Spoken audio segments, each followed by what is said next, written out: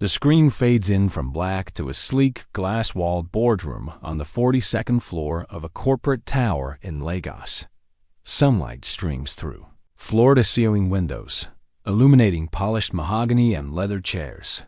The camera slowly pans across the room where several executives sit waiting, their expressions a mixture of hope and anxiety. At the head of the table stands Victoria Hartwell, a white woman in her late 40s with sharp features and an even sharper business suit. Her company, Hartwell Industries, is one of the largest manufacturing conglomerates in West Africa. But today, the confidence in her eyes masks a desperate reality. The door opens. A tall black man in an impeccably tailored navy suit enters, his presence commanding yet understated. He carries a leather portfolio and moves with the quiet assurance of someone who has earned every bit of his success. He approaches Victoria with a warm smile and extends his hand in greeting. The room seems to freeze. Victoria glances at his hand, then at his face, her expression shifting to confusion and then dismissal. She doesn't take his hand. Instead, she looks past him toward the door and asks in a tone dripping with impatience where the investor is. When will Mr. Mensah actually arrive? Because they're running behind schedule. The man's smile fades slowly. He doesn't lower his hand immediately, letting the moment hang in the air like a guillotine blade. Victoria's assistant, a young woman clutching a tablet, steps forward with wide eyes and whispers urgently that this is Mr. Mensah. This is David Mensah, the billionaire investor they've been courting for 3 months. The color drains from Victoria's face.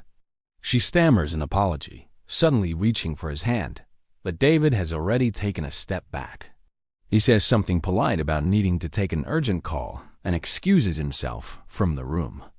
As the door closes behind him, Victoria tries to laugh it off, tells her team it was just a misunderstanding, but the assistant's phone is already buzzing with messages. The screen cuts to black.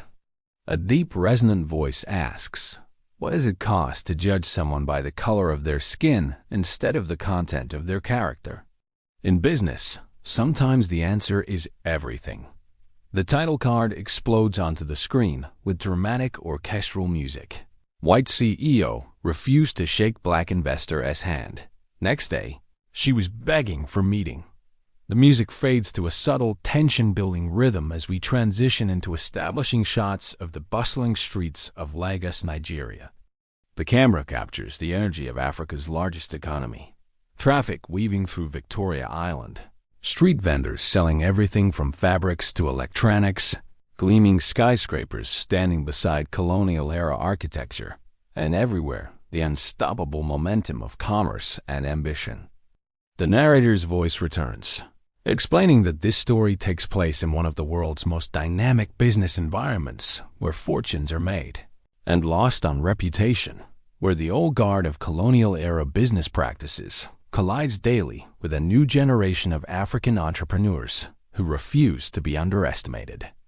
We see more footage of the city as the narrator sets the scene, explaining that Lagos alone has more than 20,000 millionaires and 4 billionaires. That it is a place where a young person with nothing but talent and determination can build an empire in a single generation. But it's also a place where prejudice and assumptions still lurk in boardrooms and handshakes. Cut to a montage introducing Victoria Hartwell. We see her in various settings, giving a TED-style talk about innovation, cutting a ribbon at a factory opening, being interviewed by financial media, shaking hands with government officials.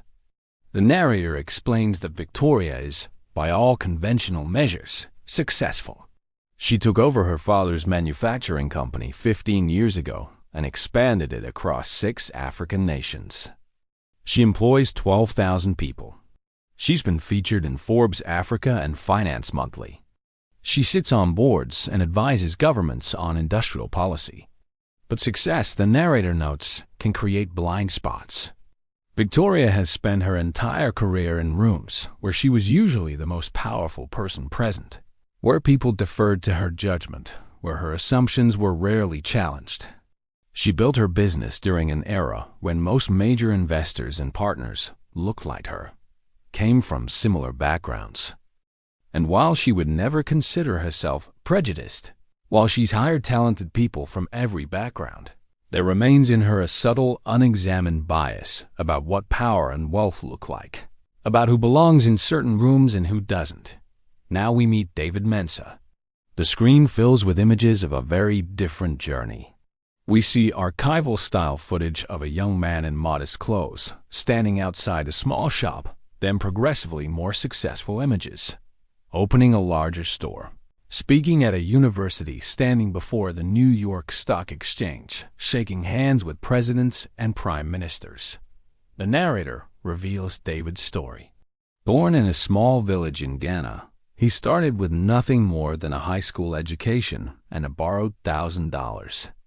He opened a mobile phone shop in Accra just as the telecommunications revolution was sweeping Africa. While others saw a saturated market, David saw that nobody was providing quality customer service or building trust with customers. Within 5 years, he had 30 stores. Within 10 years, he diversified into telecommunications infrastructure, then into fintech, then into venture capital. Today, at 53 years old, David Mensa is worth an estimated $3.7 billion. But money isn't what drives him anymore. He's known throughout African business circles as the investor who can save struggling companies, who has the Midas touch for turning around failing ventures. More importantly, he's known as a man of principle. He invests in people as much as businesses. He's launched mentorship programs for young African entrepreneurs. He's funded scholarships for thousands of students. And he has one reputation that matters more than all his wealth. His word is his bond, and he never forgets how people treat others when they think no one important is watching. The narrator explains that 3 months ago, Hartwell Industries reached out to David's investment firm. Victoria's company is facing a crisis. A major contract fell through, leaving them overextended. A competitor is launching a hostile takeover attempt. The company needs a significant capital injection within 60 days, and they need an investor whose reputation will signal to the market that Hartwell Industries is still viable. David Mensa is that investor. His team spent weeks reviewing the company's financials, visiting factories, meeting with managers. David himself flew to Lagos specifically for this meeting, clearing his schedule, bringing his legal team, ready to sign a deal worth $200 million. Everything was arranged. The contracts were drafted. This meeting was supposed to be a formality, a chance to shake hands and build the personal relationship that David insists upon before any major investment. Victoria knew he was coming. She'd been briefed extensively by her team. They'd sent her his bio, his photos, articles about him. But in the chaos of managing a company in crisis, she'd glanced at the materials without really absorbing them. And in her mind, she'd constructed an image of what a billionaire investor should look like. An image that apparently didn't include a black man in his 50s, no matter how impeccably dressed or accomplished.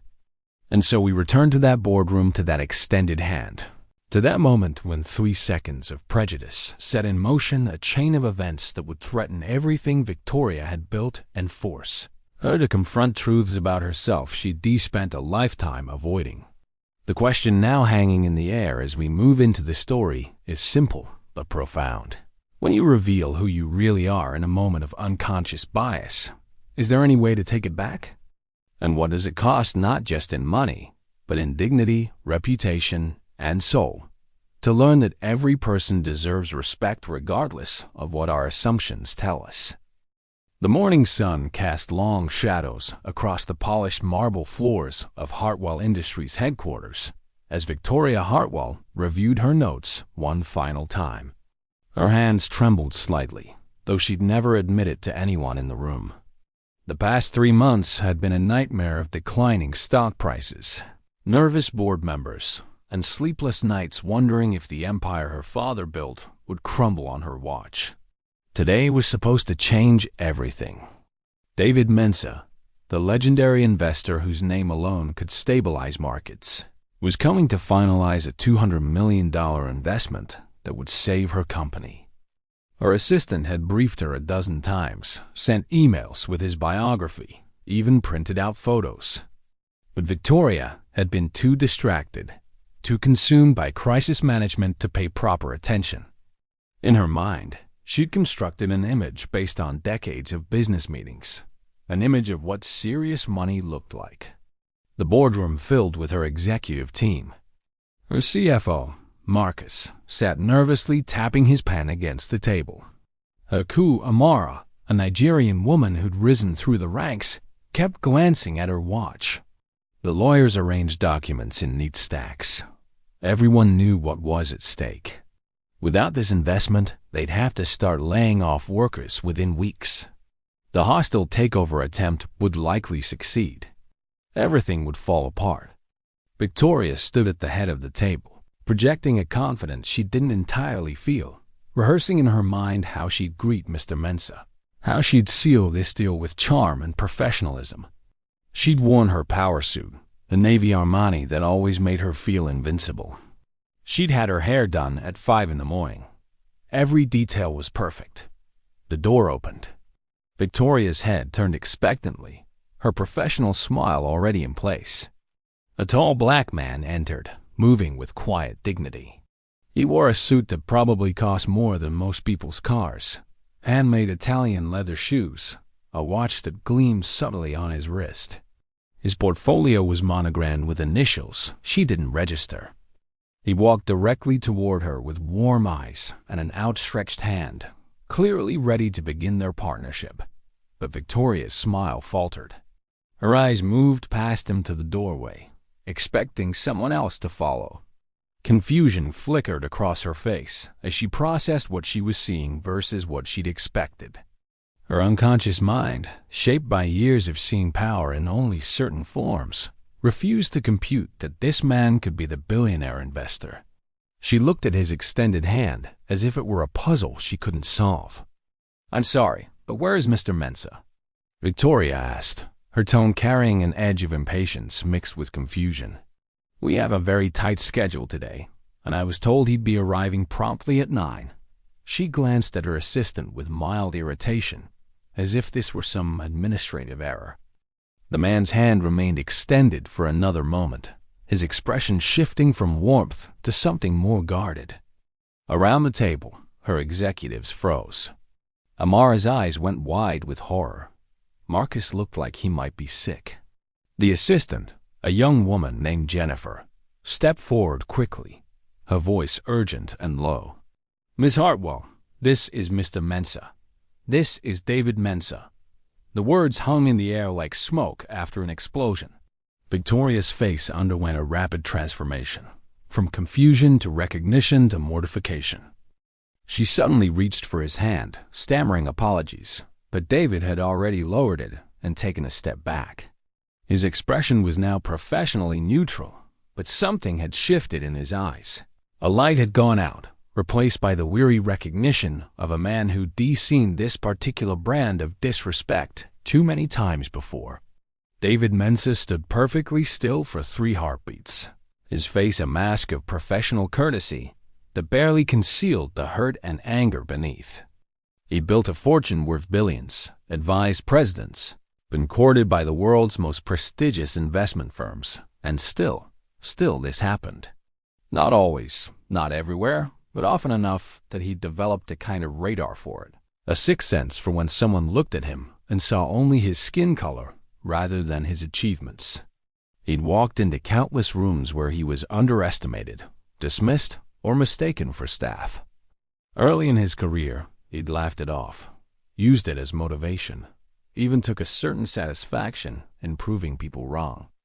But after 3 decades of success, after everything he'd accomplished and contributed, the sting hadn't lessened.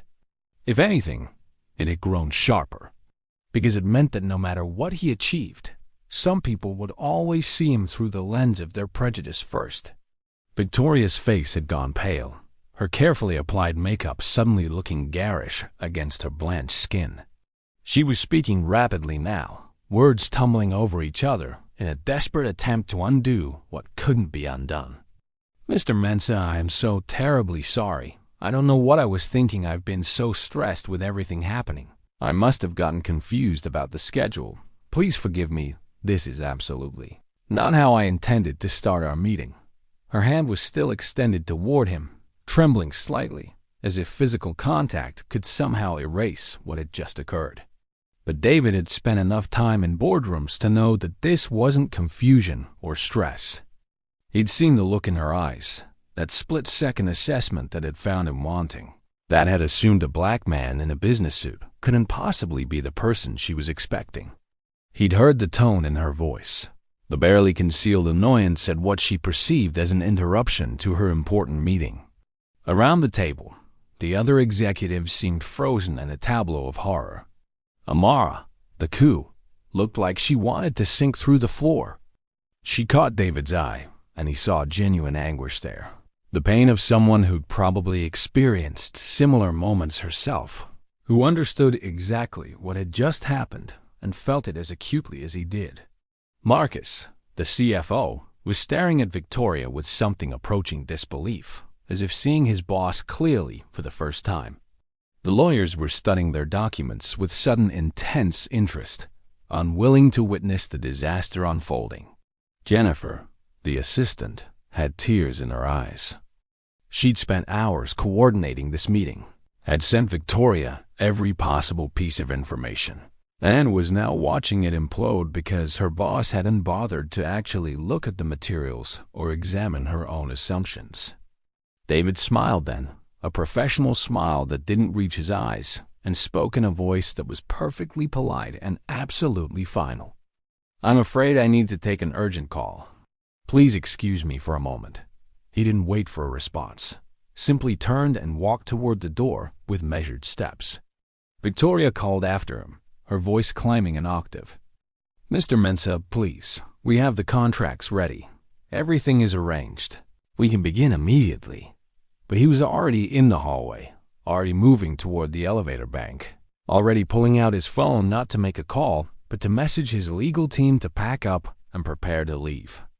Behind him, he heard raised voices from the boardroom, Victoria's voice going shrill as the magnitude of what she'd done began to sink in, Amara's voice trying to calm her, Marcus swearing softly. The elevator arrived with a gentle chime. David stepped inside and pressed the button for the ground floor. As the elevator descended, David allowed himself a moment to feel the full weight of what had occurred. He thought about the 3 months his team had spent on due diligence, the hours of analysis, the carefully structured deal that would have saved Hartwell Industries while generating solid returns for his fund. He thought about the 12,000 people who worked for Victoria's company, many of them Nigerians and Ghanaians and Kenyans whose livelihoods depended on the company's survival.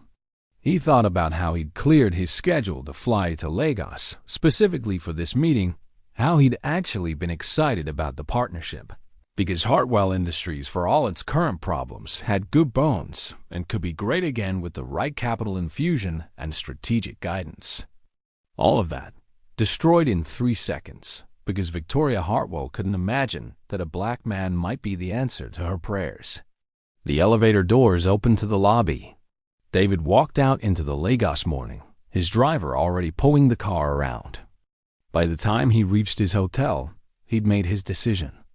There would be no investment, no partnership, no second chances. He'd learned long ago that a person's character reveals itself in unguarded moments. And what Victoria had revealed was disqualifying. Victoria stood in the empty boardroom, her reflection ghostly in the floor-to-ceiling windows overlooking Lagos. The city sprawled beneath her, millions of people going about their lives, unaware that on the 42nd floor of this gleaming tower, everything was falling apart. Her executives had scattered after David's departure, some to make frantic phone calls, others simply to escape the toxic atmosphere of failure and shame. Only Amara remained, sitting at the conference table with her head in her hands. The silence between them stretched thin and dangerous. Finally, Victoria spoke, her voice defensive and brittle. It was an honest mistake. I've been under enormous pressure. Anyone could have made the same error. Amara looked up slowly, and the expression on her face made Victoria take an involuntary step backward. There was no sympathy there, no understanding, only a cold fury that the Q had apparently been suppressing for years. No, Victoria, not anyone. Not just anyone mistakes a billionaire investor for, what? A delivery person? An assistant? What exactly did you think David Mensa was when he walked into this room? Amara's voice was quiet but sharp as a scalpel. I sent you his biography 3 times. I printed out photos. I put together a briefing book. Jennifer sent you reminder emails with his picture attached. What more could we have done to prepare you to meet a black man and recognize that he might actually be important? The words landed like physical blows. Victoria wanted to protest, to defend herself, to explain that it wasn't about race, that she'd simply been confused. But the excuses died in her throat because somewhere deep down she knew Amara was right. She had seen the information. She had glanced at David's photo. But some unconscious part of her brain had filed it away as impossible, had insisted that serious money, real power, couldn't look like that. Do you know who David Mensa is? Amara continued, standing now, her voice building intensity. Not just his net worth, but who he actually is in African business circles. He's the man who saved Okoro Holdings when everyone said it was finished. He funded the expansion of Trans-Africa Logistics that created 8,000 jobs. He's personally mentored over 200 young entrepreneurs. When David Mensa invests in a company, it's not just money, it's validation. It tells the entire market that your business is solid, that your leadership can be trusted, that you're worth believing in. And you just told him, in the most insulting way possible, that you didn't even see him as human enough to deserve a handshake. Victoria sank into a chair, her legs suddenly unable to support her weight. I didn't mean it like that, she whispered, but even she could hear how hollow the words sounded. Amara laughed bitterly. You never do. None of you ever mean it like that. But here is what you need to understand. Intent doesn't matter when the impact is devastating. Amara walked to the window, her back to Victoria, and when she spoke again, her voice carried the weight of personal history. I've worked for you for 8 years. I've built half this company's operational efficiency. I've saved us millions in logistics costs. I've managed teams across 3 countries. And do you know how many times clients have asked to speak to my supervisor when I've been the one running the meeting? Do you know how many times I've been mistaken for the secretary, even when I am literally sitting at the head of the table? Do you know how exhausting it is to be excellent every single day because you know that one mistake, one moment of being less than perfect, will confirm every negative stereotype people carry about you? She turned back to face Victoria, and there were tears on her cheeks now. I've watched you make assumptions about people as competence based on how they look my entire time here. I've watched you interrupt our Nigerian managers in meetings while letting the expats speak uninterrupted. I've watched you express surprise when our African partners demonstrate sophistication or knowledge. I've stayed because I believed you could grow, that you could learn. But what happened today wasn't just ignorance, Victoria. It was the culmination of years of unchecked bias. The office phone rang, shrill and insistent. Victoria ignored it. Then her cell phone buzzed. Then Marcus appeared at the door, his face ashen. Victoria, we have a problem. Actually, we have multiple problems. I just got off the phone with Richardson Capital. They're pulling out of their investment commitment. They said they heard about an incident this morning and need to reassess their position. And Goldman called. They want to know if the rumors about David Mensa walking out are true, because if so, they're reconsidering their bridge loan. Victoria's heart seemed to stop in her chest. How do they already know? It's been less than an hour. Marcus shook his head grimly. David Mensa has been in African business for 30 years. He knows everyone. People talk. And when someone of his stature walks out of a meeting after less than 5 minutes, word spreads like wildfire. I'm getting texts from contacts asking what happened, whether the company is in worse shape than reported, why we'd apparently insulted the one investor who could have saved us. The phone rang again and again. Victoria's carefully constructed world was crumbling in real time, and she was finally beginning to understand that what she'd be dismissed as a simple misunderstanding was actually going to cost her everything. By late afternoon, Victoria's office had become a war room, but it was a war they were clearly losing.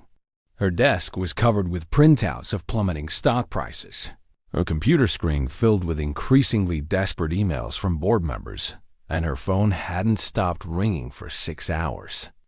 Marcus had assembled the finance team to run damage control scenarios, but every projection looked worse than the last. Without David Mensa's investment, they had perhaps 3 weeks before serious layoffs would begin. The hostile takeover, previously a distant threat, now seemed inevitable. Competitors were already circling, sensing blood in the water. The company's bonds had been downgraded twice in a single afternoon. Major clients were calling to ask if their contracts would be honored. Everything was falling apart with breathtaking speed, and at the center of the collapse was a 3-second moment of prejudice that Victoria couldn't take back. Jennifer knocked softly and entered, her eyes red from crying. "I've tried reaching Mr. Mensa's office 17 times. His assistant says he's unavailable and will remain unavailable for the foreseeable future. I tried his personal cell, his business line, even reaching out through LinkedIn. Nothing. It's like we've been completely blocked." She placed another stack of messages on Victoria's desk. "These are all media requests." Somehow the story leaked. Business Daily Nigeria wants a comment. So does African Business Review, The Financial Standard, and about 20 others. They were all asking the same questions about what happened in this morning's meeting and why David Mensa left so abruptly. Victoria felt bile rise in her throat. The story was going public. Soon everyone would know just that the deal had fallen through. But why? Her reputation, carefully cultivated over decades, would be permanently stained. She'd be known as the CEO, who was too prejudiced to recognize a black billionaire who let racism cost her company everything. The board meeting that evening was a bloodbath. Via video conference, 12 faces stared at Victoria from the screen, their expressions ranging from fury to despair. Richard Okonkwo, the board chairman and a Nigerian industrialist himself, spoke with icy precision. "Let me make certain I understand the situation correctly, Victoria. David Mensa, arguably the most respected investor in West Africa, traveled specifically to Lagos to finalize an investment that would have saved this company. He entered the meeting prepared to sign, and you refused to shake his hand because you assumed he couldn't possibly be the investor we'd been courting for 3 months. Is that an accurate summary?" Victoria wanted to explain, to provide context, to make them understand it had been a mistake born of stress and confusion. But Richard cut her off. "I don't want to hear explanations. I want to know how you plan to fix this, because right now, our stock is down 18%. We've lost 2 other major investors.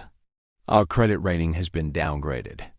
And the entire African business community is talking about how Hartwell Industries is run by someone who judges people by the color of their skin rather than the content of their character." Another board member, Sarah Chun, leaned forward. "I've been fielding calls from contacts all day. The story is everywhere.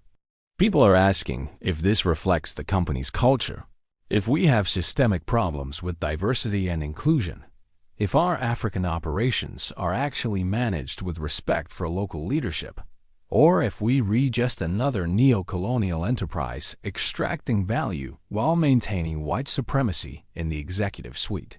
The words hit Victoria like physical blows. She'd never thought of herself that way, had never considered her leadership through that lens. But now she was being forced to confront uncomfortable truths. "We do have diversity. she protested weakly. "Amara is our coup. We employ thousands of Africans. We've invested in local communities." Richard's laugh was harsh. Having African employees is not the same as respecting African leadership. And the fact that you can't tell the difference is precisely the problem. David Mensa didn't walk out because you made a simple mistake. He walked out because in that moment, you showed him exactly who you are and what you really think about people who look like him, regardless of their accomplishments. The meeting continued for 2 brutal hours.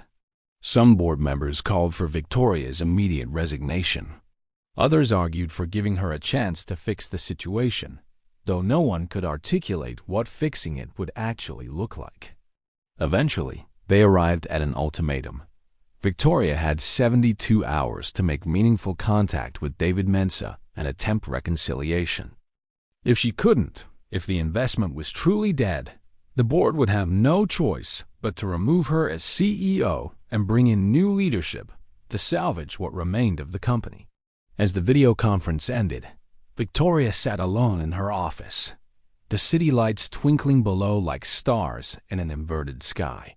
She thought about her father, about how he built this company from nothing, about the trust he'd placed in her when he'd handed over control. She thought about the 12,000 employees whose jobs depended on her ability to lead effectively. She thought about her own children, about what they would think when they heard what she'd done. And for the first time in her adult life, Victoria Hartwell cried at her desk, not from stress or frustration, but from genuine shame at who she'd revealed herself to be. The next morning, Victoria did something she hadn't done in years. She researched. Not company financials or market trends, but David Mensa himself.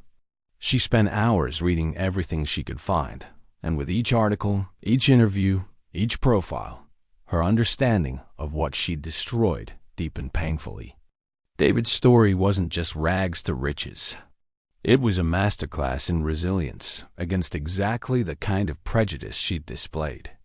Born in rural Ghana to a family that survived on subsistence farming, he'd walked 6 miles to school each day. His father died when he was 12, leaving him as the oldest of 5 children. He'd worked 3 jobs while finishing high school, slept 4 hours a night, and still graduated top of his class. But university was impossible, the fees far beyond what his family could afford. So he borrowed money from a village lending circle and opened a small mobile phone shop in Accra.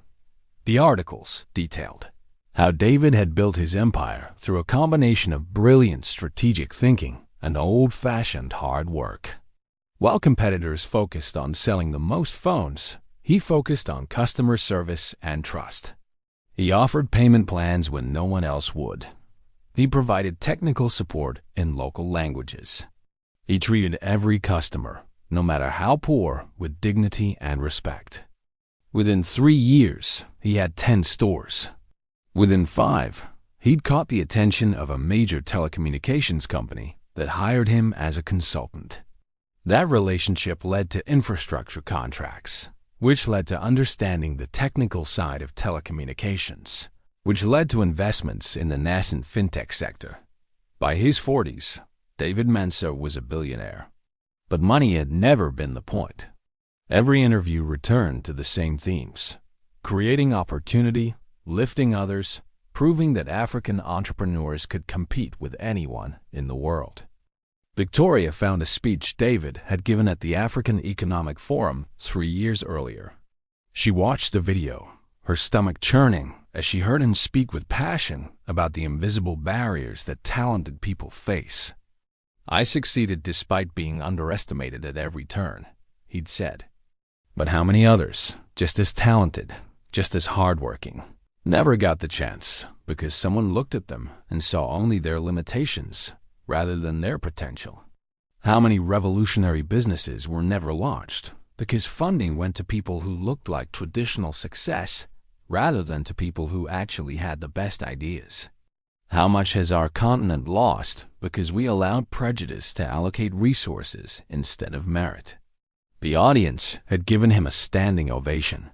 Victoria paused the video, David's face frozen on her screen and felt a wave of nausea. She had been exactly the kind of person he was talking about, exactly the obstacle he'd spent a lifetime overcoming. She found an interview with a journalist who'd asked David about experiences with racism in business. His answer had been measured but powerful. "I don't dwell on it because dwelling on prejudice gives it more power than it deserves. But I'd be lying if I said it didn't happen regularly. I've had people assume I'm the driver when I arrive at meetings in my own car.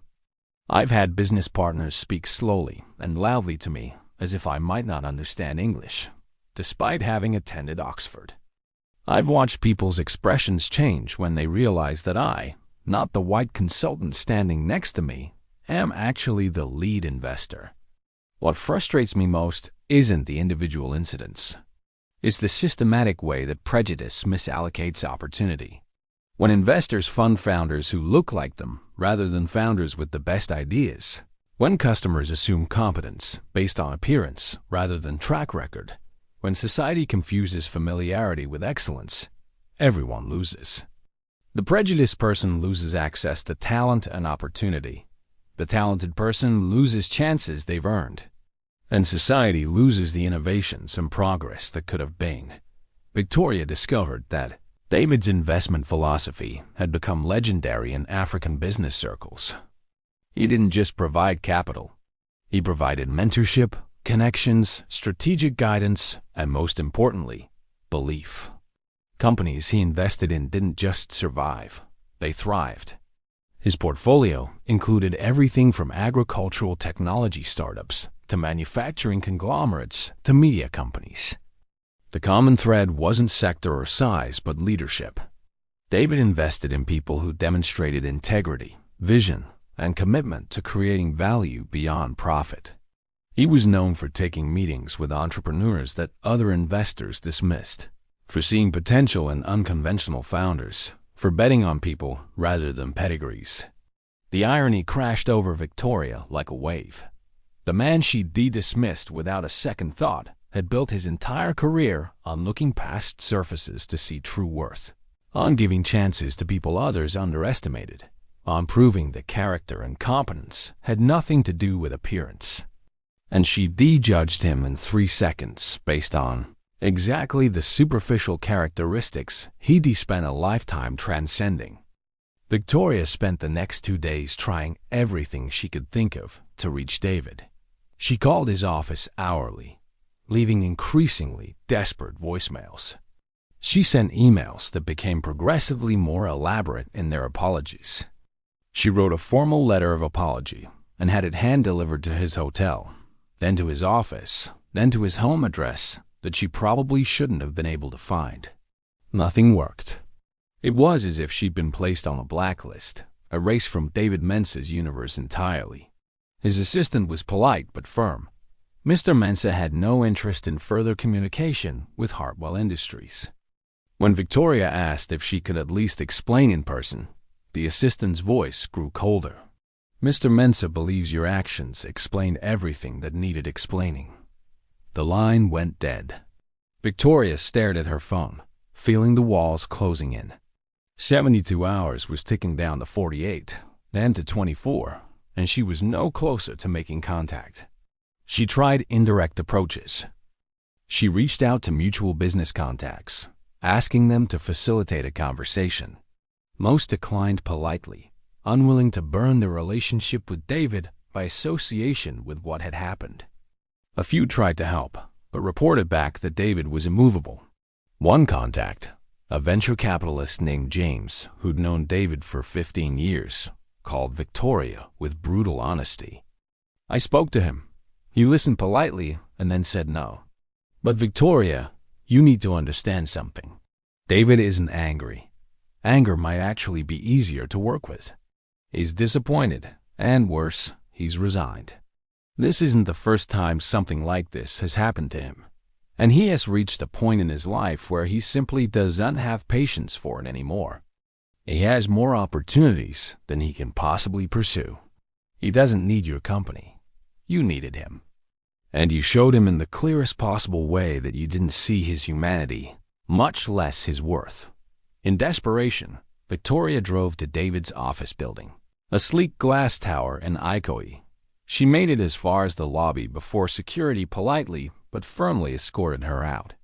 She'd been blacklisted there too. She tried waiting outside, hoping to catch him arriving or leaving, but after 6 hours of standing in the Lagos heat, her driver convinced her it was futile. David had other entrances, other ways to avoid her. She returned to her office defeated, her careful professional appearance dissolving into something haggard and desperate. That evening, Amara found her still at her desk at midnight, staring at her computer screen without really seeing it. The Q sat down across from her, and when Victoria looked up, she saw something softer in Amara's expression than the fury from 2 days ago. Not forgiveness exactly, but perhaps recognition of genuine remorse. "You're going about this wrong," Amara said quietly. "You're trying to reach him as a business contact, as a deal to be salvaged. But this isn't about business anymore. David doesn't care about your company's balance sheet.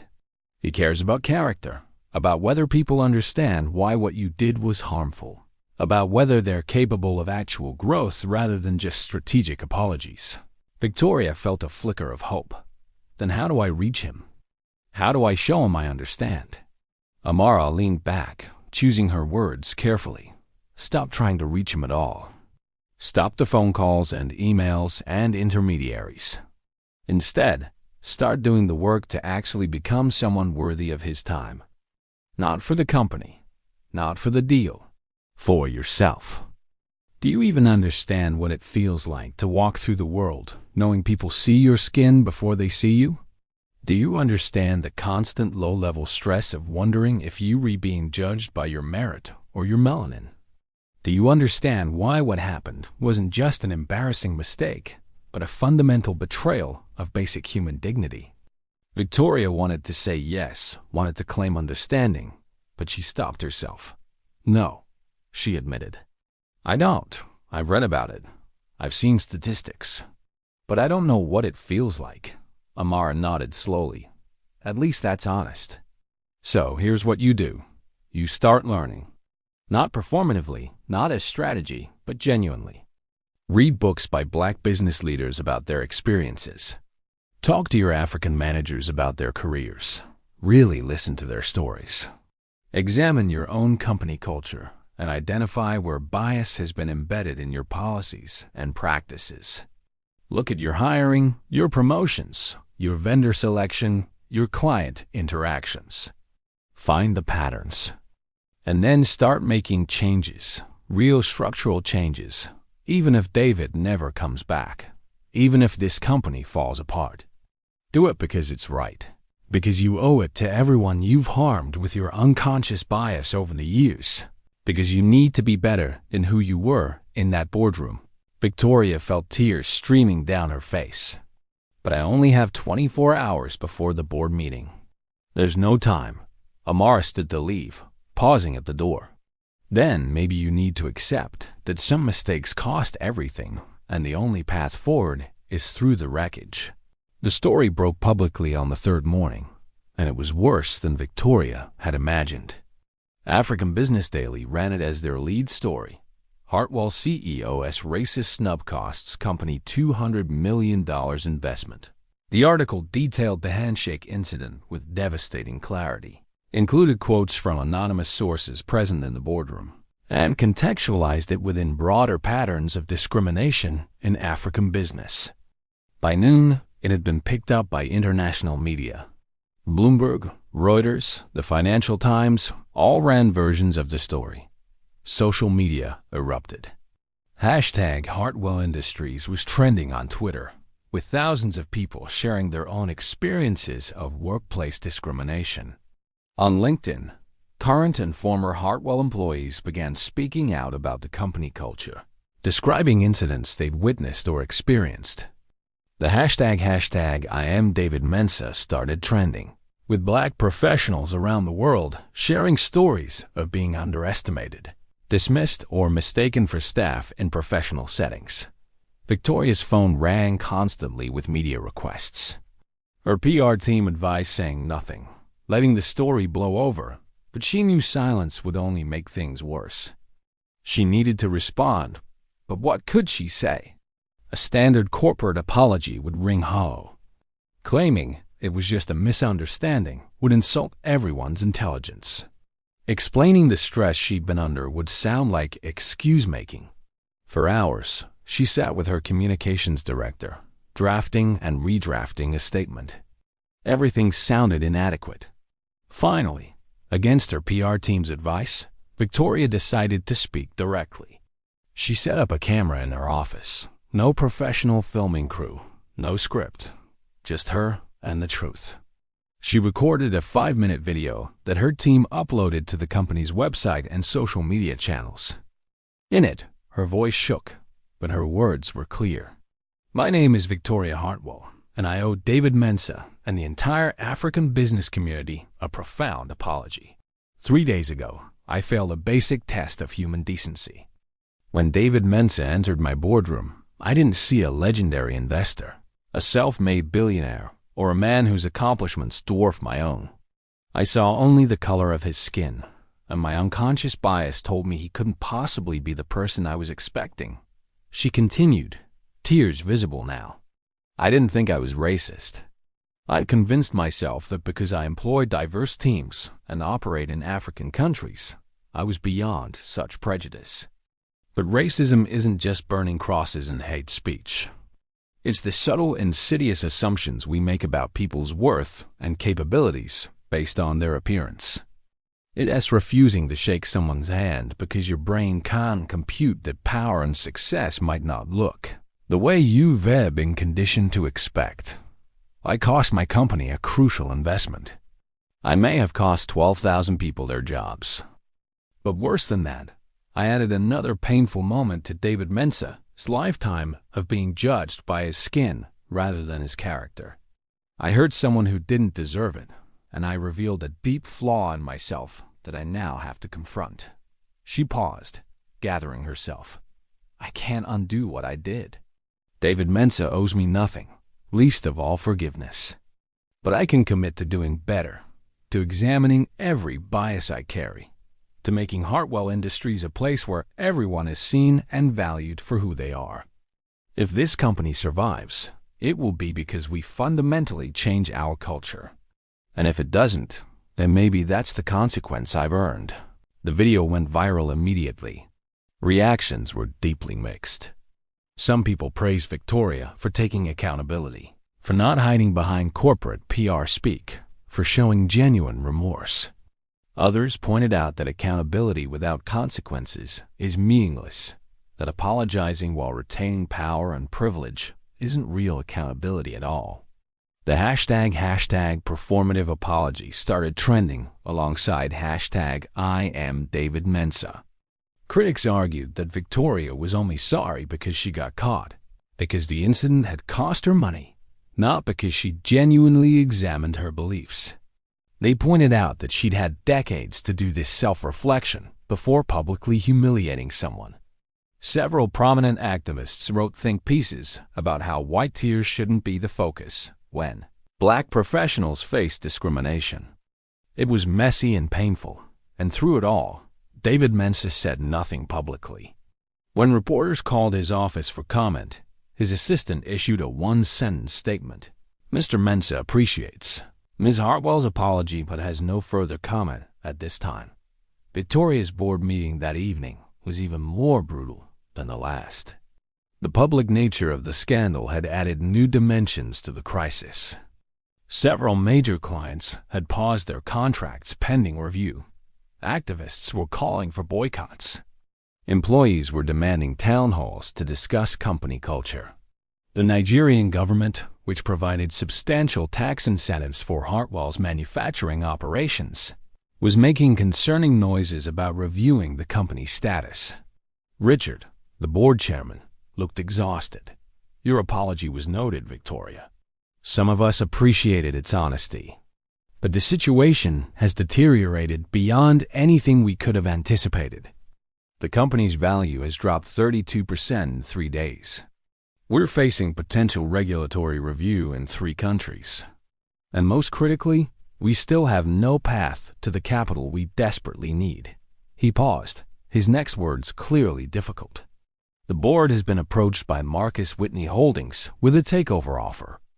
It's lower than we'd hoped, but given the circumstances, it may be our only option.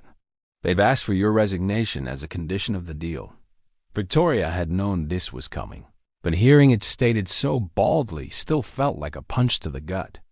Everything her father had built, everything she'd worked for, ending like this. "I understand," she said quietly.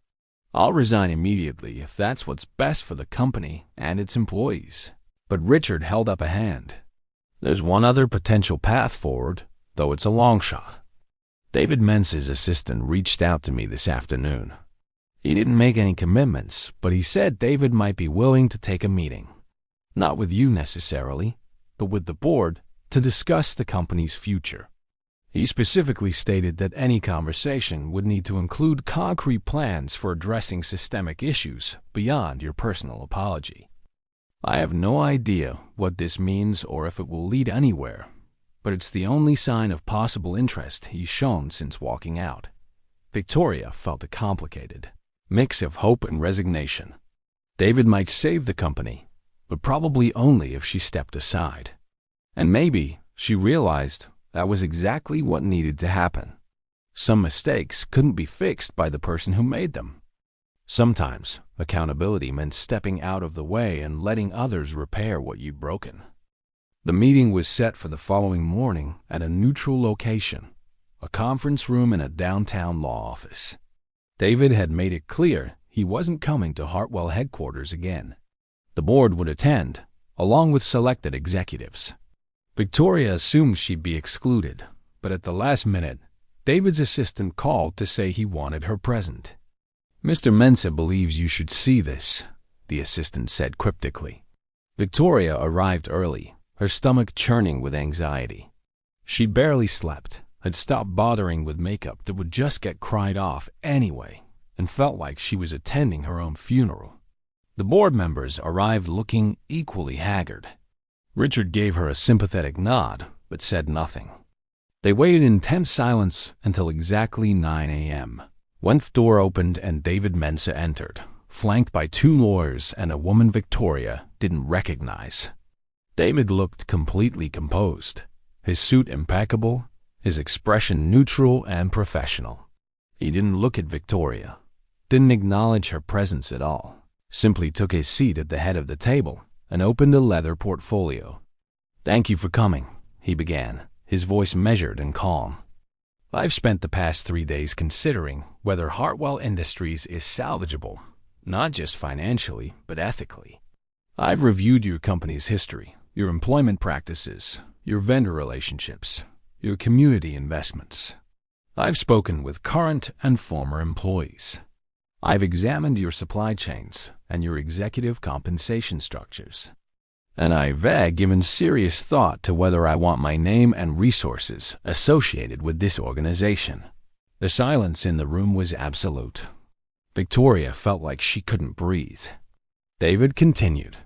"What I found was a company with tremendous potential being held back by a culture that has never truly reckoned with its own blind spots. Your African workforce is paid significantly less than your expat workers in equivalent positions. Your management training programs have graduated 5 times as many white executives as African ones, despite operating primarily in African markets. Your vendor selection heavily favors European suppliers, even when African companies offer competitive bids. Your community investment focuses on projects that benefit expat neighborhoods rather than the communities where your workers actually live." He looked around the table, his gaze finally landing on Victoria. "These aren't accidents. They're the systemic manifestations of the same bias that led Victoria to refuse my handshake. One moment of prejudice is bad enough, but an entire organizational culture built on unconscious assumptions about who deserves opportunity, respect, and compensation. That's something else entirely." Victoria felt shame burning through her. She'd never looked at the company through this lens, had never questioned why certain patterns existed. David pulled out a bound document and slid it across the table. I'm prepared to invest $250 million in Hartwell Industries. Not $200 million as originally planned, but $50 million more, because fixing what's broken will require additional resources. But my investment comes with non-negotiable conditions. These conditions are outlined in this document, and they are not subject to debate or modification. Accept them in full or reject them entirely. Richard pulled the document toward him and began reading, his eyes widening as he scanned the pages. David didn't wait for him to finish before summarizing. First, Victoria Hartwell will step down as CEO immediately. She will be offered a one-year consulting position focused specifically on diversity, equity, and inclusion initiatives, during which time she will undergo extensive training and work directly with affected communities to understand the impact of systemic bias. Her compensation during this period will be 50% of her current salary, with the remainder redirected to an employee equity fund. Victoria's breath caught. She was being removed from leadership but not entirely discarded, given a chance to learn and repair harm rather than just being cast out. David continued. Second, Amara Okonkwo will be promoted to CEO. She has the operational expertise, the cultural competence, and the respect of the workforce that this company desperately needs. Her compensation will be equivalent to what Victoria was receiving, not the reduced amount typically offered to internal promotions. Third, the company will implement a comprehensive audit of all employment practices, compensation structures, and advancement opportunities, with the goal of achieving pay equity and promotional parity within 18 months. Fourth, 50% of the board seats will be reserved for African nationals within 1 year. Fifth, vendor selection will prioritize African suppliers when quality and price are competitive. Sixth, community investment will be redirected to programs designed in partnership with local communities rather than imposed from above. Seventh, all senior leadership will undergo mandatory anti-bias training, not as a one-time seminar, but as an ongoing commitment. And eighth, I will maintain board oversight for a minimum of 5 years to ensure these changes are implemented authentically and sustained over time. The room was silent as people absorbed the scope of what David was proposing. It wasn't just a financial investment.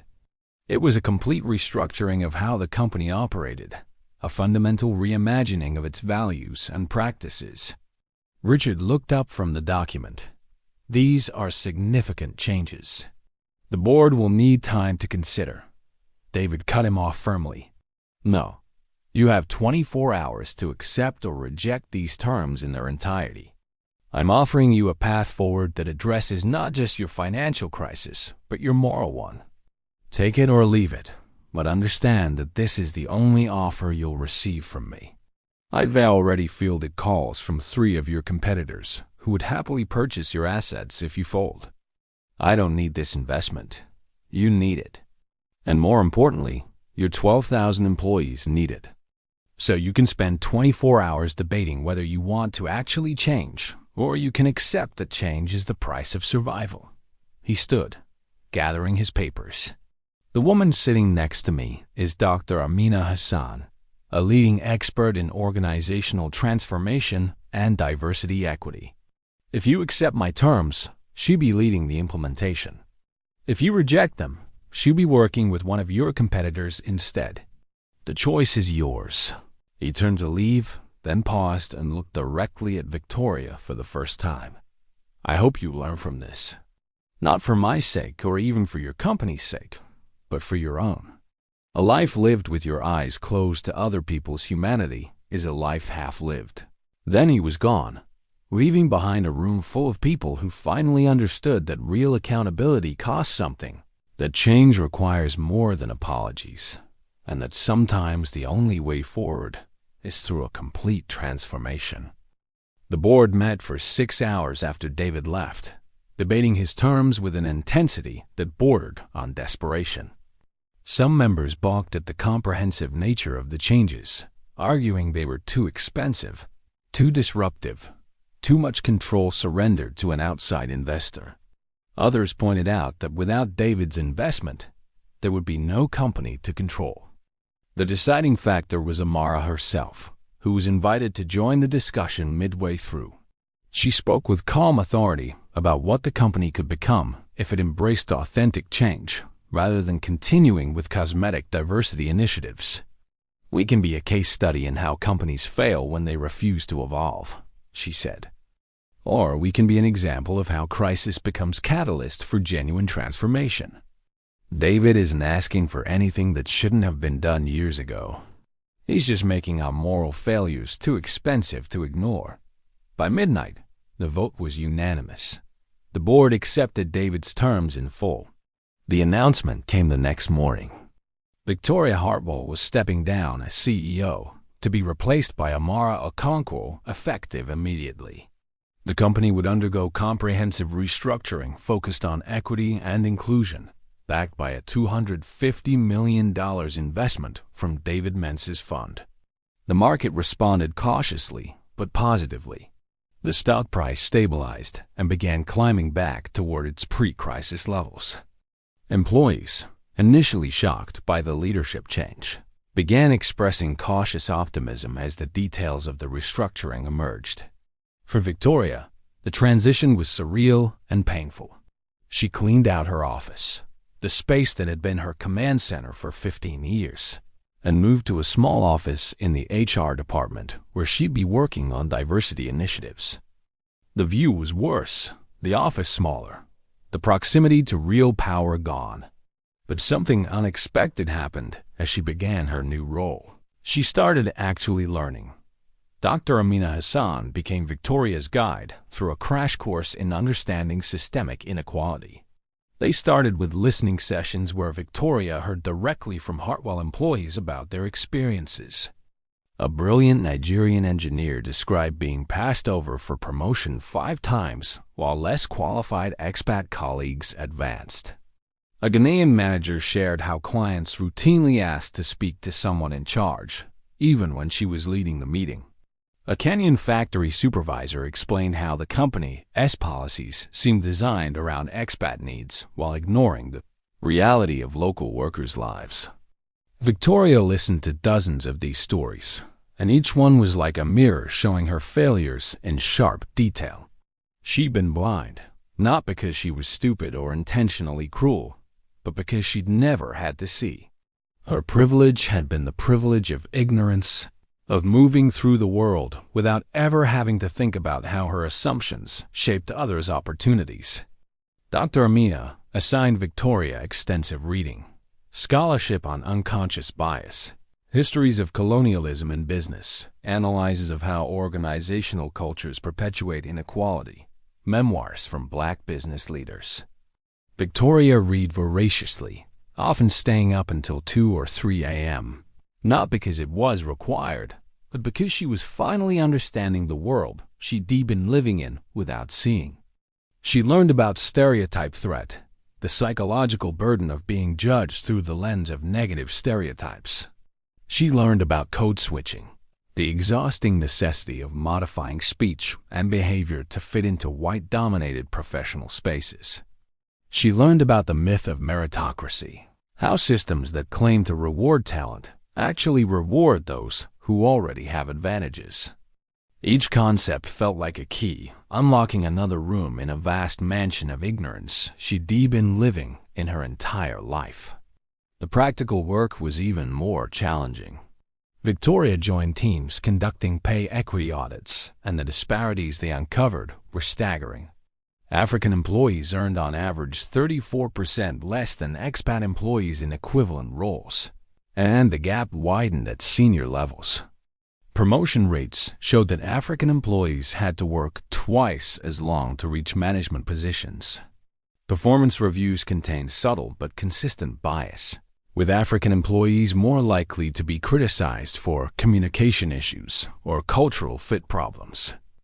Victoria had approved all of these processes, had signed off on these inequitable outcomes, believing the system was fair because she'd never examined it critically.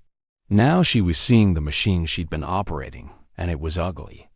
The restructuring Dr. Amina led was comprehensive and sometimes painful. Compensation had to be adjusted, which meant some budgets got tighter. Promotion pipelines were redesigned, which meant some people who'd expected to advance found themselves competing more fairly. Vendor contracts were reviewed and in some cases terminated in favor of African suppliers, which meant some comfortable business relationships ended. There was resistance, of course. Some expat employees complained about reverse discrimination. Some managers pushed back against new accountability measures. A few senior leaders resigned rather than adapt to the new culture. But slowly, steadily, something began to shift. Employee surveys showed improving morale. Productivity increased. Turnover dropped. New talent began applying to work at Hartwell, attracted by the company's public commitment to change. Media coverage evolved from scandal to cautious praise for an organization willing to confront its failures. Victoria watched all of this from her small office, no longer in charge, but perhaps for the first time, genuinely useful. She met monthly with David to report on the diversity initiative's progress. These meetings were formal and professional. He didn't offer forgiveness or friendship, but he listened carefully and provided feedback. And slowly, very slowly, Victoria began to understand that she was being given something rare, a chance to learn from her worst mistake, to become better than she'd been, to use her privilege not to maintain the status quo, but to dismantle the systems that had benefited her at others' expense. 6 months after the handshake that never was, Hartwell Industries looked like a fundamentally different company. Under Amar's leadership, the manufacturing operations had been streamlined, new contracts secured, and profitability restored. But more importantly, the culture had shifted in ways that went beyond policy changes. The Lagos headquarters buzzed with an energy that had been missing for years, the atmosphere less hierarchical, more collaborative. Walking through the building, you could see the changes visually. More African faces in senior leadership meetings, more local art on the walls, more languages spoken in the hallways. The company had hired a chief diversity officer, expanded mentorship programs for African managers, and established partnerships with historically black universities across the continent. These weren't just PR initiatives, but operational priorities with real budgets and executive accountability. Victoria attended a company-wide meeting where Amar presented the 6-month results. The financial numbers were solid, better than projected, but Amar spent more time on other metrics.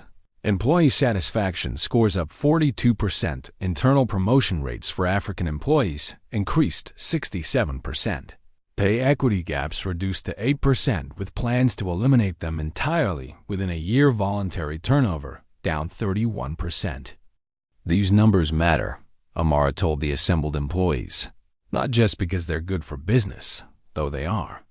They matter because they represent people being valued fairly, being given opportunities they've earned, being treated with the dignity and respect every person deserves. The room erupted in applause. Victoria, sitting in the back, felt a complex mixture of pride in what the company was, becoming in grief for the years she'd wasted maintaining systems that held people back. After the meeting, David Mensah asked to speak with Victoria privately. They walked to a quiet conference room, and for the first time since the handshake incident, they sat across from each other for a real conversation. David spoke first. "I've been reviewing Dr. Amina's reports on your progress. She says you've been doing the work, not just performatively, but genuinely. That you've listened to difficult feedback, confronted your own blind spots, and used your influence to support changes, even when they've personally cost you power and privilege."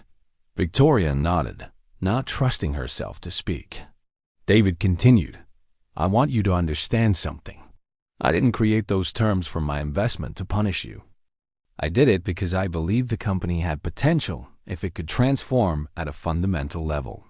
And transformation requires more than replacing one leader with another.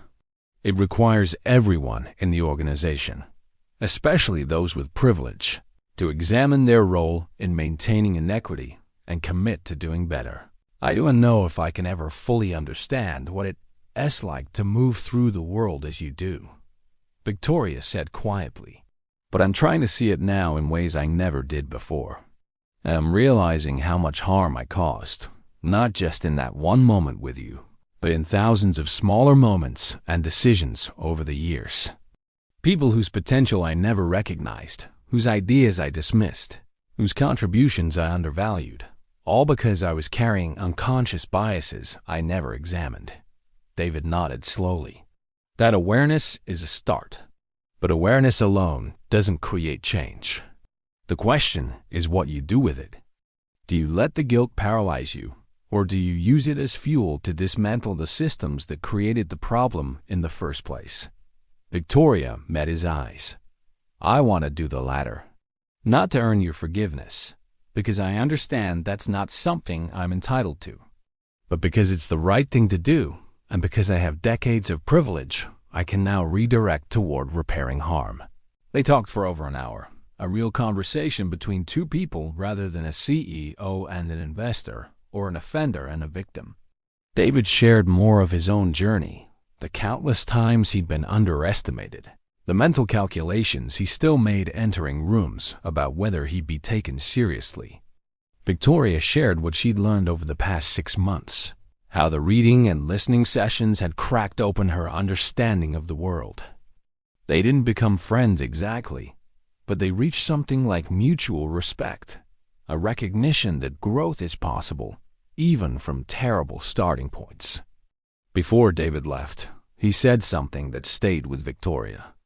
The handshake I offered you 6 months ago wasn't just a greeting. It was an offer of partnership, of mutual respect between equals. You refused it because you couldn't see me as an equal. But here's what I've learned.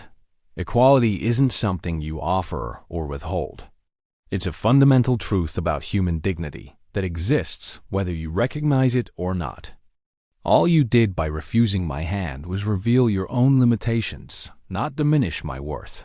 A year after the crisis, Hartwell Industries hosted a symposium on diversity and inclusion in African business, inviting leaders from across the continent to share strategies and challenges. Victoria played a supporting role in organizing it, but wasn't the face of the event. That honor went to Amara, who delivered a keynote speech about transforming company culture that received a standing ovation. David Mensah attended as well, participating in a panel about investment and equity. During a break, a young Nigerian entrepreneur approached Victoria nervously. She was pitching startup ideas to various investors at the symposium and wondered if Victoria had any advice. Victoria listened carefully to the woman's business concept, an innovative approach to agricultural supply chains, and rather than offering her own assessment, she introduced the entrepreneur to David and several other investors in attendance. She watched as they engaged seriously with the young woman's ideas and felt a quiet satisfaction that had nothing to do with personal glory. This, she realized, was what using privilege well looked like. Opening doors, making connections, stepping aside so others could shine. The company continued to evolve. Some of the changes were structural and measurable, reflected in diversity reports and equity audits. But others were subtler, cultural shifts that couldn't easily be quantified. Meetings ran differently, with more voices invited to contribute and more attention paid to who was speaking and who was being heard. Hiring processes were redesigned to reduce bias at every stage. Leadership development programs deliberately cultivated talent from underrepresented groups. It wasn't perfect and never would be, because organizations are made of imperfect people. But it was better, genuinely better, in ways that mattered for the people who worked there and the communities the company served. Victoria's one-year consulting contract was extended by mutual agreement. She would never be CEO again, and she'd made peace with that. But she could be useful in this capacity, helping other companies and leaders avoid the mistakes she'd made, using her cautionary tale to help others see their blind spots before those blind spots destroyed what they built. On the anniversary of the refused handshake, Victoria wrote David a letter, not asking for anything, not seeking absolution, just acknowledging what the moment had taught her. "A year ago, I revealed the worst of myself in 3 seconds of unconscious bias," she wrote. "That moment cost me my company, my reputation, and my self-image as a good person. But it also gave me something unexpected, the opportunity to actually become better rather than just believing I was. I'm grateful to you, not for the investment that saved the company, but for refusing to accept my apology easily, for demanding real change rather than performative contrition, for believing that people and organizations can transform if they're willing to do the difficult work. The handshake I refused was an offer of partnership. I wasn't ready for it then. I'm not sure I'm fully ready for it now. But I am working every day to become someone who could accept that offer with genuine understanding of what it means." She didn't send the letter, kept it instead as a private acknowledgement of the journey. But in a board meeting a few weeks later, when she and David happened to be leaving at the same time, she extended her hand to him in the hallway. He looked at it for a moment, and she held her breath. Then he smiled slightly and shook her hand firmly, a gesture that felt like both acknowledgement and beginning, a recognition that growth had happened and would continue, that accountability is a process, not a destination, and that sometimes the most profound changes start with the smallest gestures of human respect and dignity. The camera pulls back from the handshake in the hallway, that simple gesture of mutual respect that took a year of painful transformation to earn, and we fade to a quiet office where Victoria sits alone as evening shadows stretch across the walls. The narrator's voice returns, reflective and measured, reminding us that this story didn't end with redemption or reconciliation in the traditional sense, because real life rarely works that way. Victoria didn't get her company back. She didn't erase the harm she caused. The employees who left because they were tired of fighting bias in their workplace didn't return. The years of inequitable pay and missed promotions couldn't be refunded. But something did change, something fundamental in how one person saw the world and how one organization operated within it. The screen shows a montage of Hartwell Industries, now 2 years after the crisis, thriving under Amara's leadership with a truly diverse executive team, with African managers leading major divisions, with community partnerships that actually serve communities rather than exploiting them. The company isn't perfect, but it's genuinely different, built on a foundation of respect rather than assumption, opportunity rather than privilege, equity rather than hierarchy. We see David Mensa in his own office reviewing investment proposals from young African entrepreneurs who might never have gotten meetings with traditional investors. And we understand that he continued doing what he'd always done, using his resources and influence to create opportunities for people others underestimated. He didn't need Victoria's company or her apology to validate his worth, because his worth was never in question except in the minds of people who couldn't see past their own biases. The narrator explains that David went on to invest in 43 more companies over the following years, creating thousands of jobs and proving again and again that talent and potential exist everywhere if you're willing to actually look for them. He never spoke publicly about the Hartwell incident, never used it for publicity or leverage, simply moved forward with the quiet dignity that had always defined his approach to business and life. Some wounds don't need to be constantly displayed to be real. Some teaching moments don't require the teacher to keep reliving the lesson. And sometimes the most powerful response to disrespect is simply continuing to build, create, and succeed without letting other people's limitations define your path. The scene shifts to show Victoria leading a workshop at a business school, teaching a new generation of leaders about unconscious bias, not as an abstract concept, but as something she lived and learned from painfully. She shows them the exact moment of her failure, the video footage from that boardroom that she requested be preserved, not to shame herself, but to teach others, and she watches young faces react with discomfort and recognition as they see how quickly prejudice can manifest and how devastating its consequences can be. She tells them that awareness isn't enough, that good intentions don't override harmful impacts, that privilege requires constant examination because the default settings of an inequitable world favor some people over others in ways that feel natural and normal until you force yourself to see them clearly. She tells them about the employees whose careers she'd limited with her assumptions about the opportunities she'd misallocated because she confused familiarity with excellence, about how an entire organization can be shaped by one person's unexamined biases multiplied across thousands of decisions. And she tells them that change is possible, but only if you're willing to give up the comfort of thinking you're already good enough, the safety of believing you're already doing your best, the privilege of never having to question your own perspective. We see brief interviews with people affected by the transformation, a format shift that grounds the story in real human impact.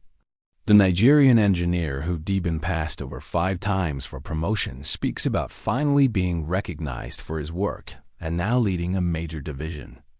The Ghanaian manager describes how the culture shift made her feel valued rather than tolerated, how she no longer has to code switch or downplay her expertise to be taken seriously, how she can mentor younger employees and tell them honestly that their talent will be recognized.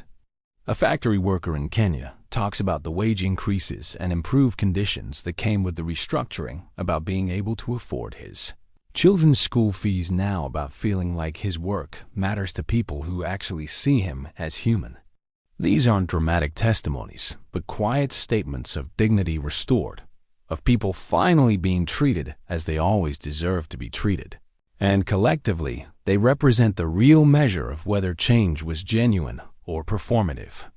Organizations don't transform because of policies on paper, but because of how people experience their daily reality, whether they feel valued or tolerated, whether their potential is cultivated or constrained, whether they can bring their full selves to work or have to constantly perform versions of themselves that make others comfortable.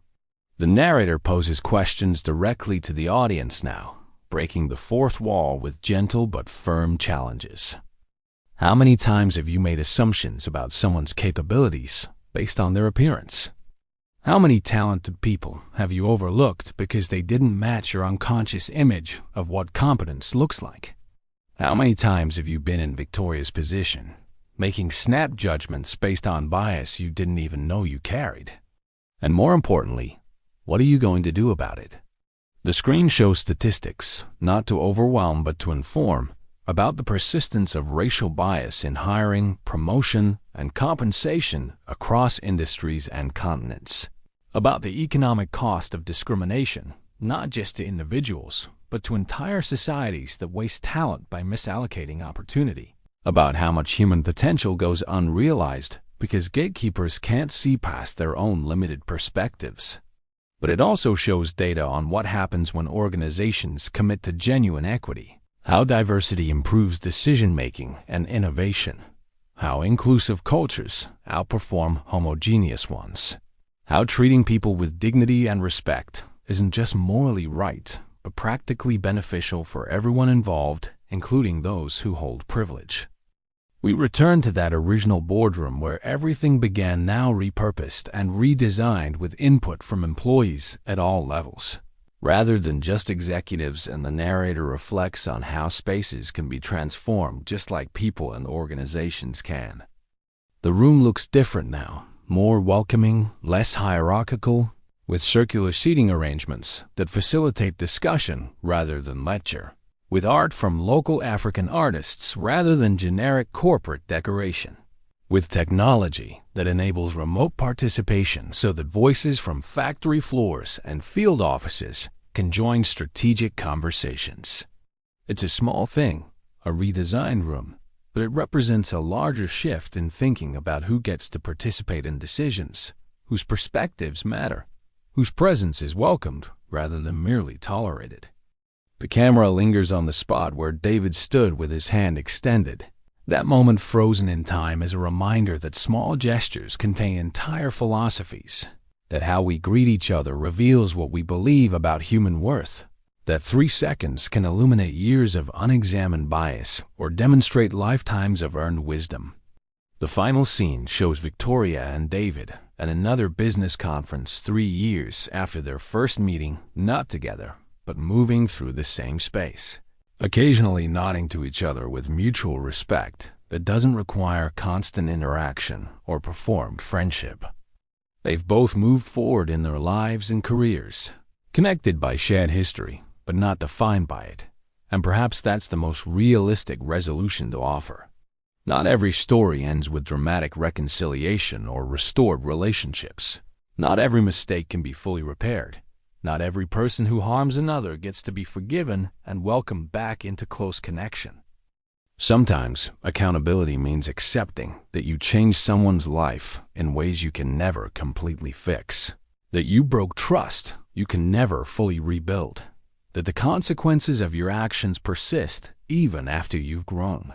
But it also means continuing to do the work anyway, not for reward or recognition, but because it's necessary, using whatever platform and privilege you retain to make things better for others, even if you can never make them fully better for the person you specifically harmed.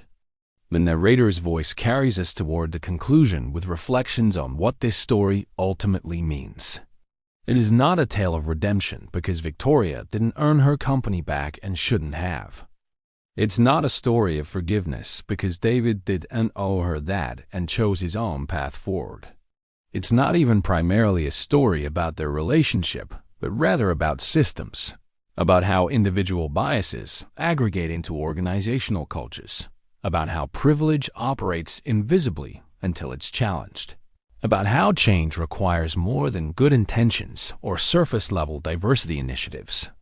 It's a story about cost, about what prejudice actually takes from everyone involved, about how the person who refused a handshake lost an empire while the person whose hand was refused continued building his. And it's a story about choice, about the daily decisions we all make regarding how we see others, what we assume about them, whether we extend basic respect or withhold it, based on superficial characteristics that tell us nothing about character or capability. Every handshake is a choice. Every interaction is an opportunity to see someone fully or reduce them to stereotypes. Every day presents chances to maintain inequitable systems or work to dismantle them. The screen fades to text over a black background, white letters appearing slowly with space for the audience to absorb each statement. Unconscious bias isn't an excuse. It's an explanation that demands action. Pause. Privilege isn't guilt. It's responsibility to use your advantages to create equity. Pause. Apologies without changed behavior are just words. Pause. Organizations reflect the values of their leaders, especially the values leaders don't examine. Pause. Respect costs nothing, but its absence costs everything.